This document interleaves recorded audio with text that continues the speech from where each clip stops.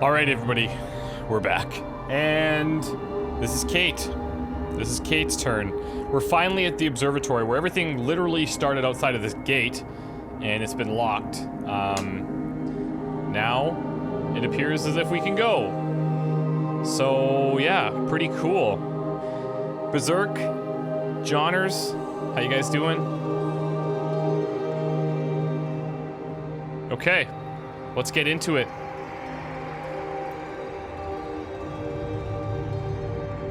Now, wants us, I can't even tell, does it want us to follow up, or? Okay, this is tower number 1. The towers reference were tower number 6 all the time, right? What is this? This, I think, is gonna be, this might break the mold. Look at all the drawings here. Is it like a black hole or something?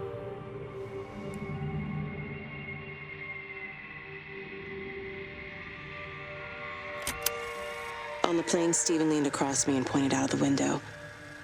Down there, he said. That's home. But all I saw were patches of color. I don't think until this moment that I understood that one could contain the other so completely.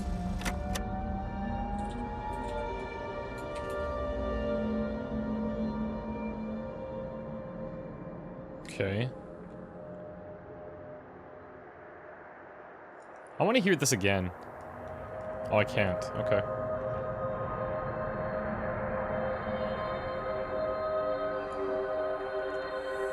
Okay, so that's tower number 1.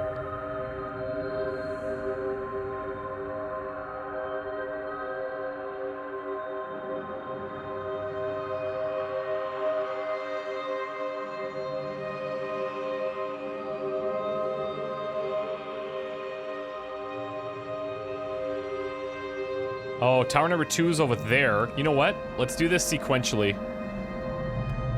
For lots of reasons. Dexter's Gma. Thanks for the donation.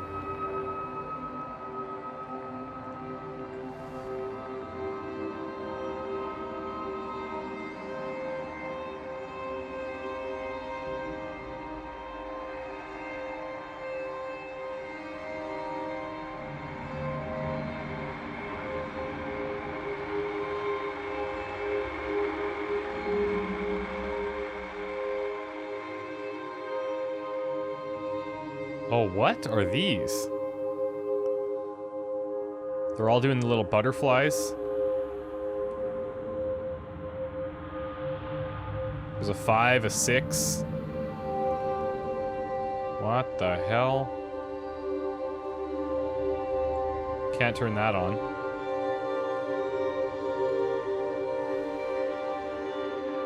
It's all of these Lorenz things. I watched a butterfly dancing in a strip of sunlight. All of its life contained in a single day. The blink of an eye between the ebb of the darkening tide. Lying there with the pattern curled around me, I saw the inevitability. The necessity of presence born from absence. The constant unfolding.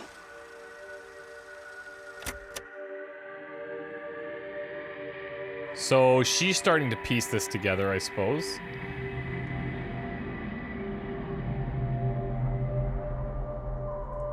We can't go inside.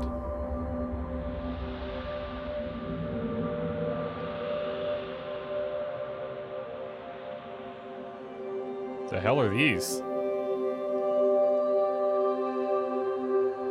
I don't know if that's supposed to be holding something.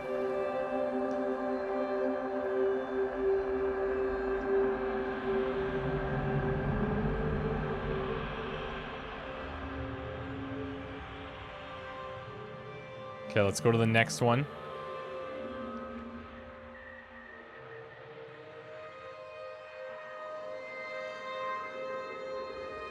That's number 4, so this one's got to be the 3rd. Let's head up.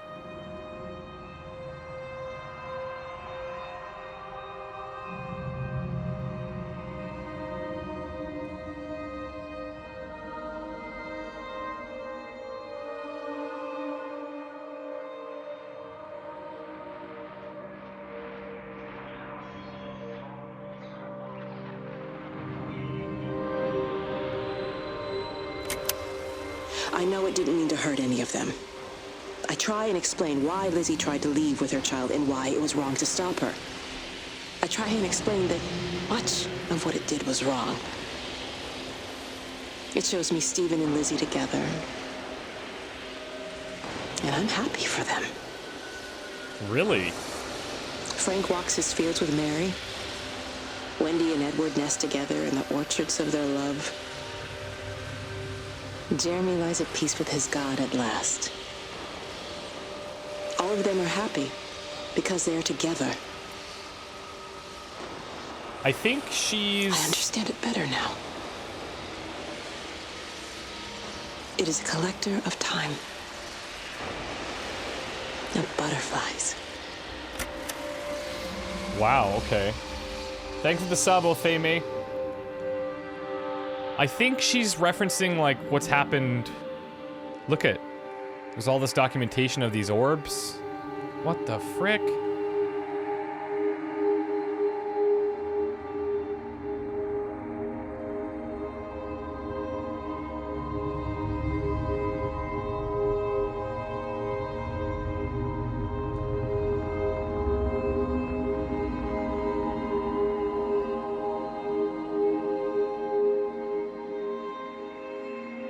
I don't know if she's referencing like what's happened after the event, because she's like, they're all together now. She talks about it stopping Liz and her baby from taking off.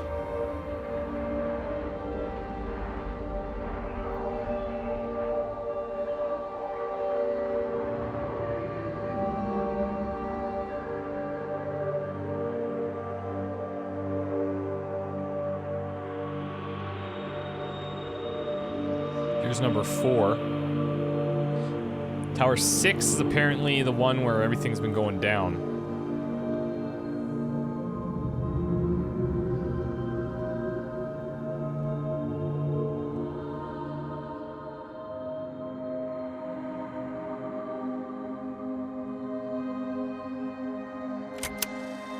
I watched the pattern lean in and time slow to almost nothing. I saw the flame leap from Stephen's hand and the moment hang in the air forever. I watched his face. She's talking about and when in the last second, I almost believe he saw me. Right, so she is the light then. Or angry. I remember his expression, just like I remember it from the first time, early that morning when he woke and, still half sleeping, said, God, I love you. And I loved him as he entered the fire. And I let him go, knowing I wasn't ready to join him. We have held time to ourselves here in this place. Held the light to the ground because we were afraid of the coming dark. But now we understand that to cling to the light is not living. I've spent my life watching the illumination from a million dead stars reaching for me without grasping this meaning. The light we cast transcends our death. The pattern made by our living creates a bridge across the dark. Okay, what?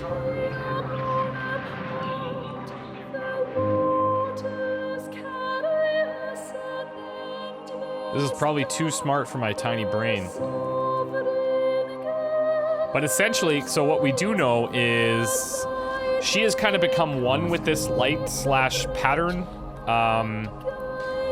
It could be the same. It could be the same ball of light the whole time, just showing us different people's memories. Like, it could be her.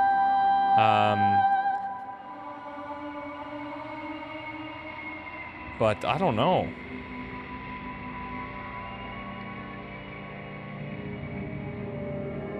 Hopefully it gets explained here.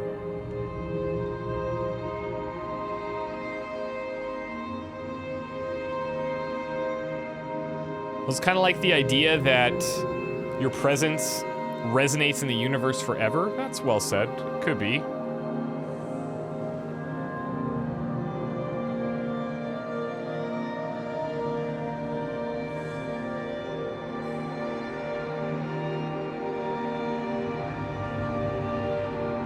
Okay, this is 6. Where the hell? Wait, did we miss one?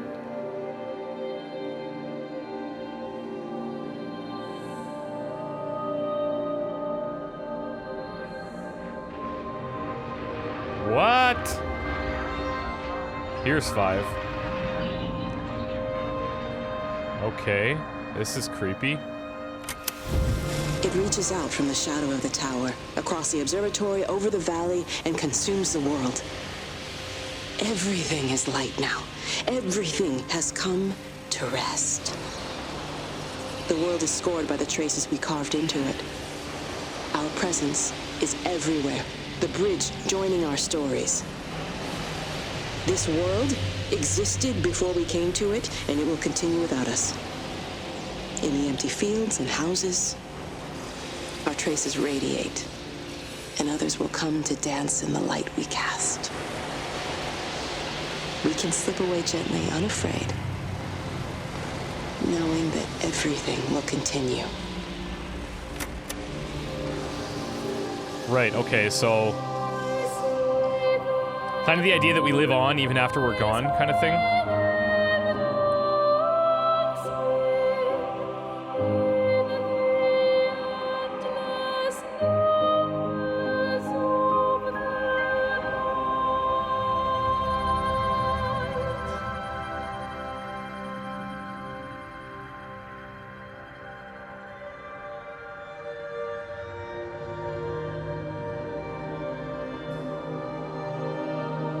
Here we go, guys. Tower 6. It's like the Northern Lights, but definitely not. Whoa.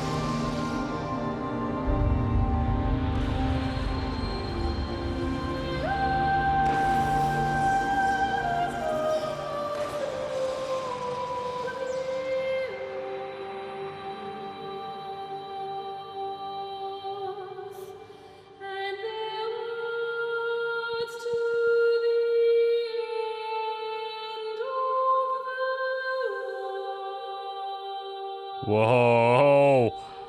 What?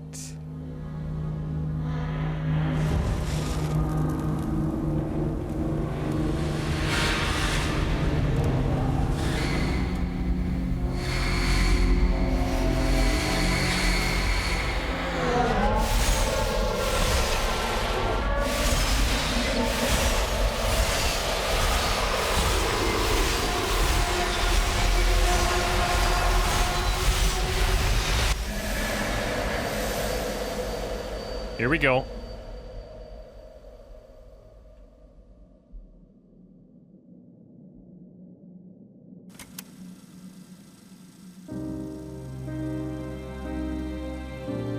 The end is coming now. I'm not afraid. We have each other. We lived apart from them. We understand now our failure to touch, to belong. But it doesn't matter anymore. Everybody is gone, and we will join them. We are born apart, driftwood on the banks of an endless dark ocean, and we will be carried away by the swell soon enough. But in between, in the single day of living, that dancing in a strip of sunlight, we can find what we miss.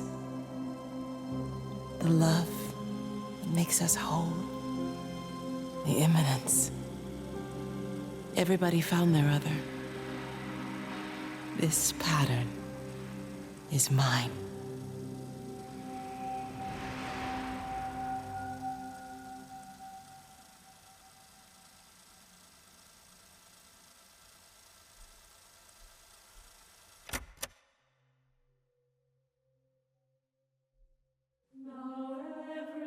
Wow, okay.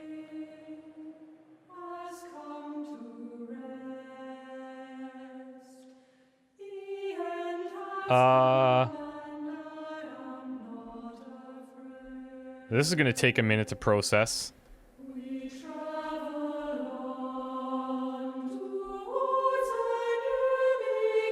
Let's let this play out, see if it has anything afterwards that summarizes it.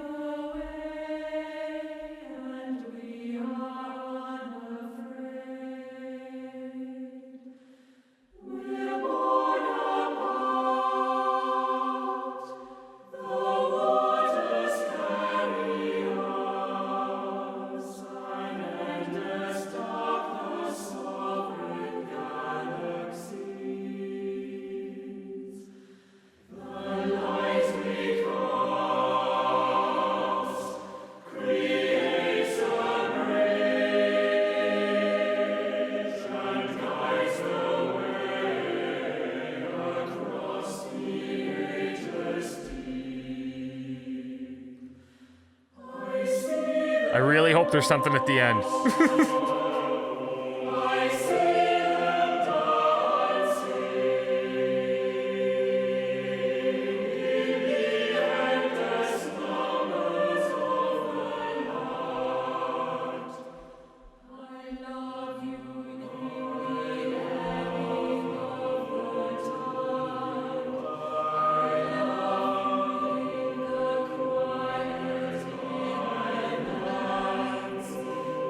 I've got a few ideas. I mean, I think a lot of this is going to be mega interpretations. But like, I'm a bit disappointed. Like, what with the numbers? Like, what?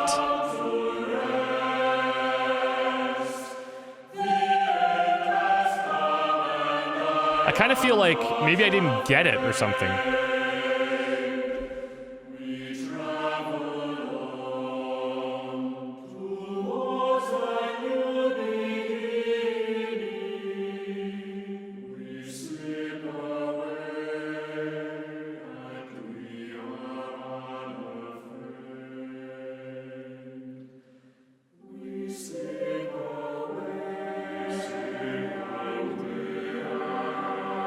Yeah, Jaylene, I'm kind of just keeping an eye on the chat here. I agree. I think if there's like a philosophical aspect.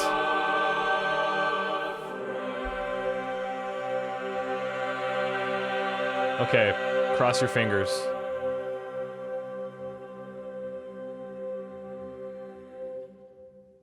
Oh, it's gonna fly through this now. Okay.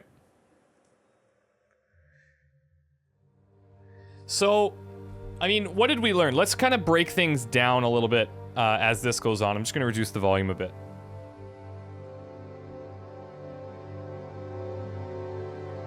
So, we don't know exactly who we are, but I'd like to say that it might be Kate. We're kind of like, we were Kate the whole time because, well, is that the truth? Because I also think that maybe we could be following Kate the whole time, and she's just showing us those specific people's memories.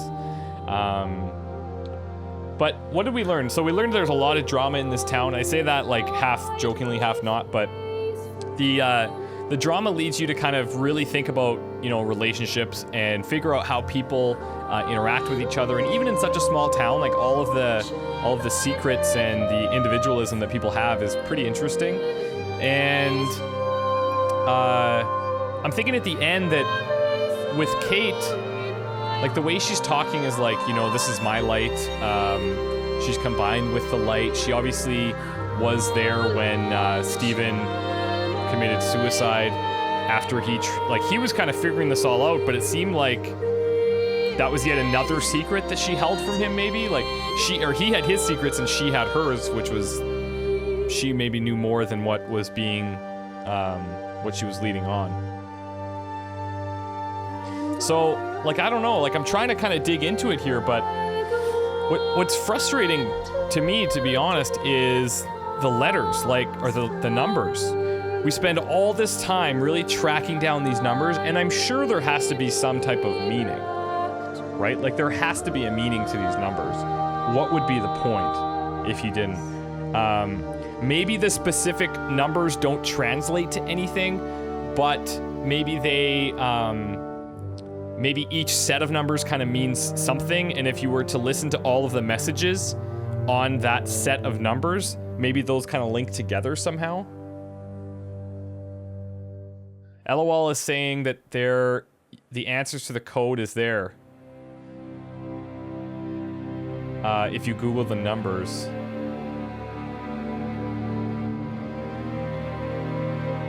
Kate was always a part of the apart from the village, and then she was made to connect. Maybe.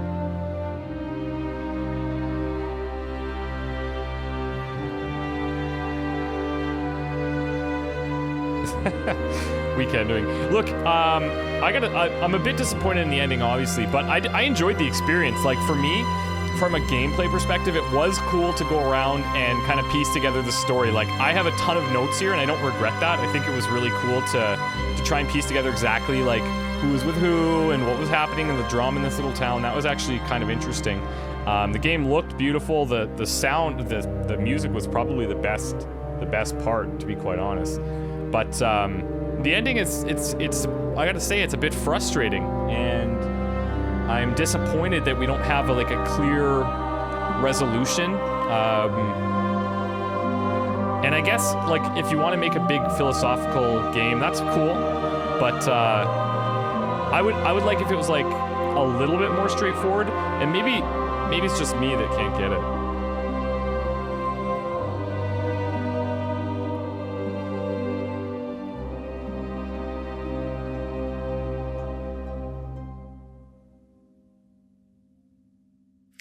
Smart Kate is saying, I feel like they weren't able to pull off some great endings, so they opted for open, free-for-all interpretation.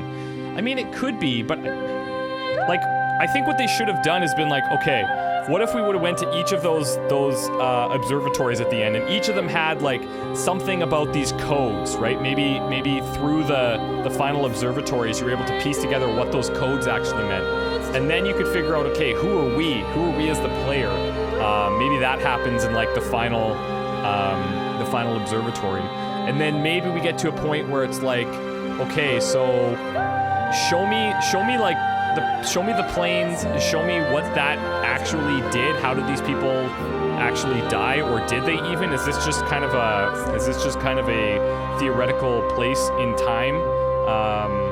You know what I mean? Like, you could wrap it up, I think, pretty cleanly.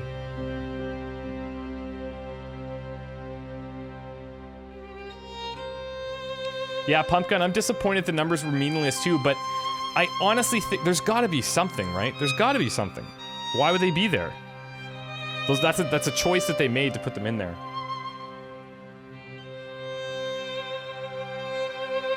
Pancake's actually asking a good question. Saying, what was the message behind Rapture? Usually games have some sort of message and story. And I think that, I think there's a couple of messages. Like, there's the smaller, more in-your-face ones, like, you know, be honest in your relationships and this, that, and the other. But also, like, you leave a legacy, you know, talking about how, like, your light stays behind and stuff. People are always gonna remember you in one way or another. Whoa, what is this? 91420, what is that? What is that? The end. I've earned a trophy. It must be the only trophy.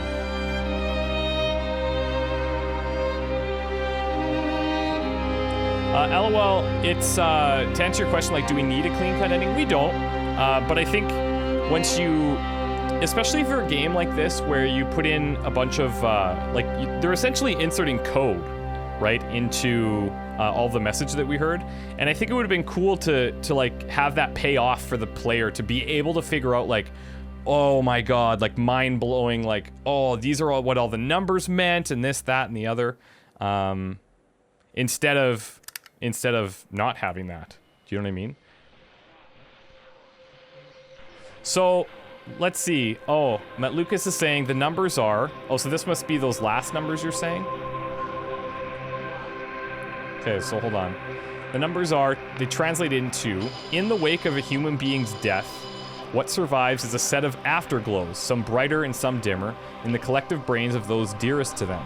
There is, in those who remain, a collective corona that still glows. Douglas Hofstetter. So, yeah, okay.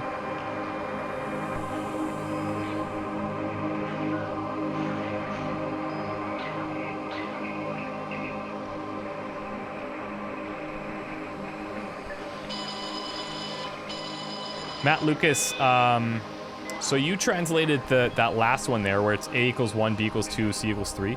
That's cool. But what about all the other codes that we find in the game?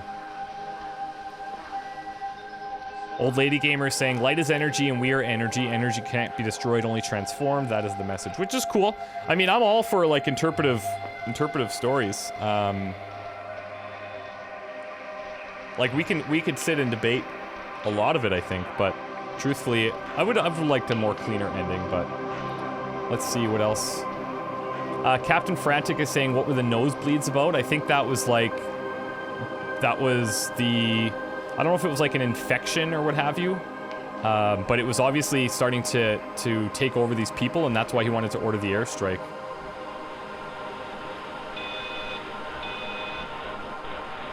John the Dark Wolf, will I play Until Dawn? Yeah, I have 2 episodes on the channel right now, and there's a 3rd one going up tonight.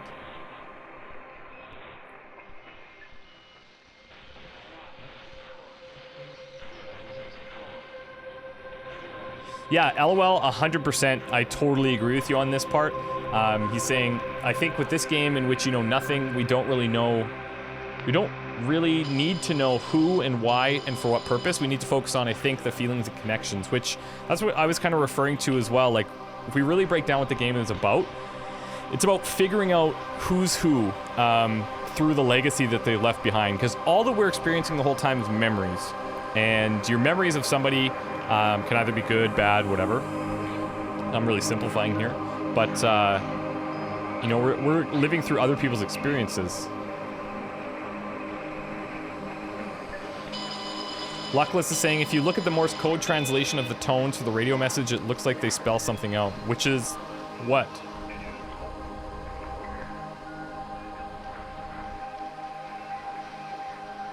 Oh, sorry, LOL. I keep calling you a dude. Dudette.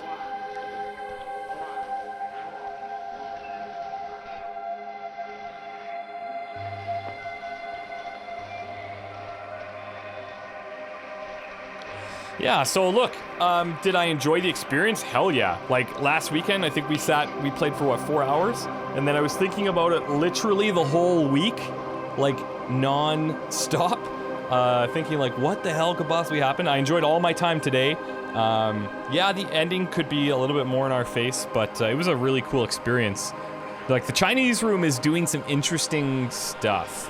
You gotta give them that. Like, they're really kind of challenging, you know, standard gameplay. And I think these are the same guys doing Soma, if I'm not mistaken. And that's gonna be probably mind-blasting. Luckless, you think that the Morse code is a code to figure out what the numbers are?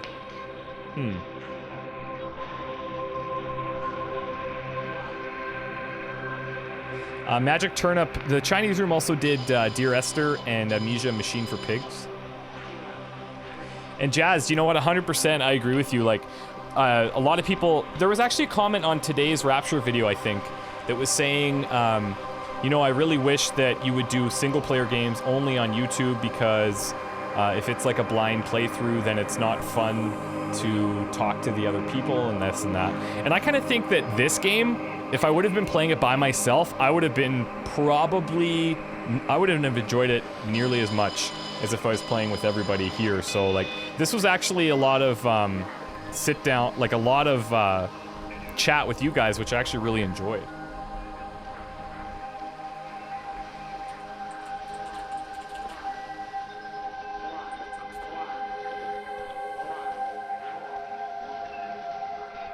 Yeah, I don't know why I thought Soma was being made by these guys. But it is frictional. You're right. Gruntator is asking if I'm going to continue Fallout. Probably not. Like, I'm not really that excited by Fallout, to be honest with you. Probably in its time, it would have been amazing. There's nothing that makes me want to go back, unfortunately. So at this time, I'm not going to do it. Joko's asking if I'm going to play Metal Gear Solid 5. I'm really on the fence about it. I'm really on the fence for a couple of reasons. One is time. I already have The Witcher, Until Dawn, and XCOM going. The Witcher, I feel I'll probably finish within the next couple of weeks, so it's not that bad. Until Dawn, I don't think is going to be very long, and XCOM is pretty casual anyway.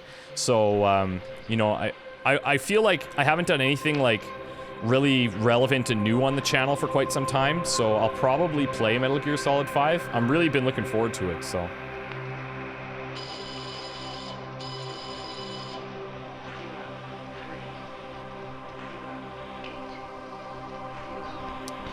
let's see. Do I have any more stream-friendly games in mind? Not really. I try not to think about it too much in advance. Julie, XCOM's still happening. I was away this week, so there's a video going up tonight at 6, I think. So either in 10 minutes or in an hour and 10 minutes. Because I can actually tell you. Spoiler alert for XCOM, I take out 4 heavies. So XCOM is going up in 10 minutes. And another episode of Until Dawn is going up in an hour and 10 minutes. This game's only for PS4, yeah.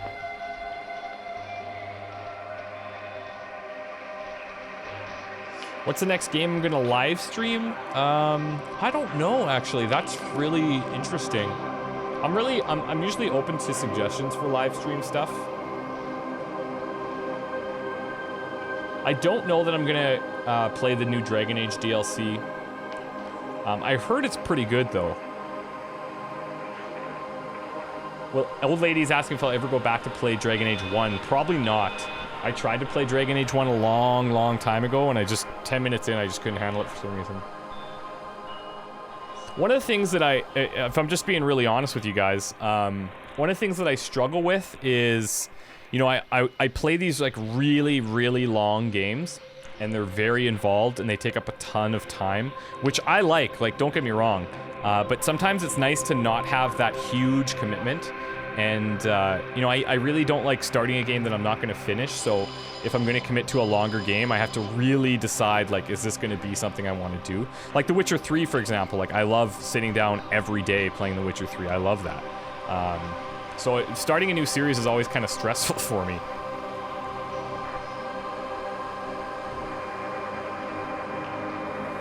Oh, it's Pumpkin's birthday, man. Happy birthday. Jazz Parks, will I play The Witcher 3 DLCs? That's a 100% yes.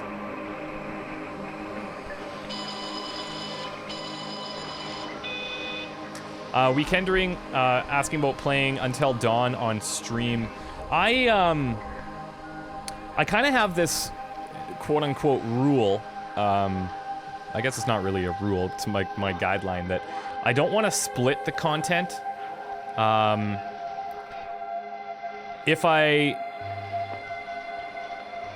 just feel like it should either be all on YouTube or all on Twitch kind of thing.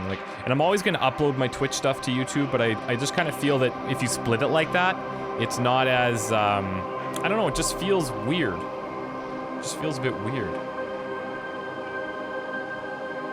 Lou Hill, can you link that Reddit thread to the answers to the number stations? That'd be cool. Uncle Jordan, the games that I play in my free time are literally Dota. That is it. I only play Dota in my free time. That's like my social game, right? And I love that. I've been really considering like streaming my Dota games because I usually play later at night, and I don't see any downside to streaming them. If people are gonna watch, then that's cool, and if nobody's gonna watch, then what does it matter, right? Take it easy, Luckless. Reels Kunish, can we get tweets before the streams because Twitch notifier sucks? Yeah, I think there's been like 3 or 4 tweets today, multiple hours before the stream started, so.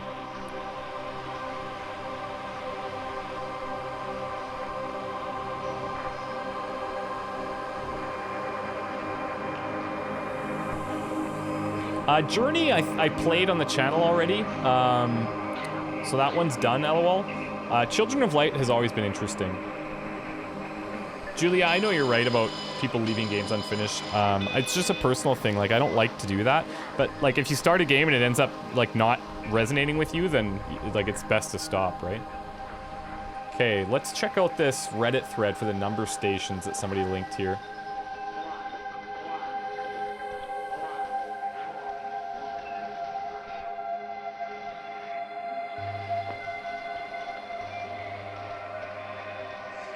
Let's see. Just out of curiosity, while I'm looking at this thread, how many of you guys play Reddit? Okay, so I finished the game. I've collected what I believe is most of the number stations' numbers, either from the radios, where you activate them, the computers, television sets, even a couple unique ones from the pause menu. Oh, okay.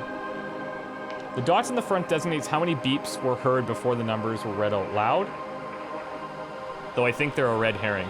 The numbers are always read 2 and 2, and the last number is no typo. There is one instance of only a 6-digit code. Yeah, exactly.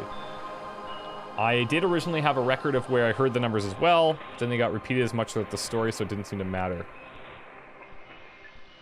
Alright. One thing I haven't seen mentioned yet is that the beeps come in short and long variants. Maybe it's an intentional use of Morse code, considering that the radio in the pause menu seems to have some Morse code messages hidden as well. I noticed it rather late in the game, so I didn't manage to write them all down, but here's what I have so far. Dashes denote long beeps, dots are short beeps. Okay, so it's like the Morse code stuff. Oh, Luckless is in this thread. Kind of late to the party, but I can see beings and part of human in the Morse code bit. So the Morse code bit is likely human beings, which could give us an order of the messages. Luckless, are you still here, or did he have to leave?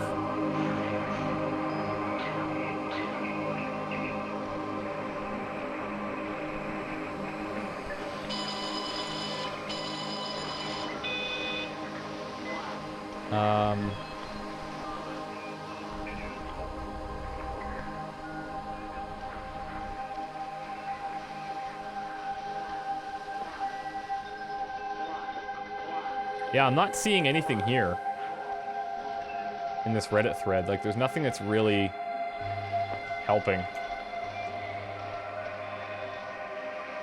So I don't know. All right, cool. Well, it's been fun, guys. I really enjoyed playing this with you guys. This was like one of the most interactive experiences that I've been able to have with a Twitch game, so it's been pretty cool. Thank you to everybody that came out and supported me and had fun over the past couple of weeks. And thanks to all the moderators for helping out. Seek, Grelite, Jazz Parks, Luckless was here for a bit. Let's see, I don't want to miss anybody.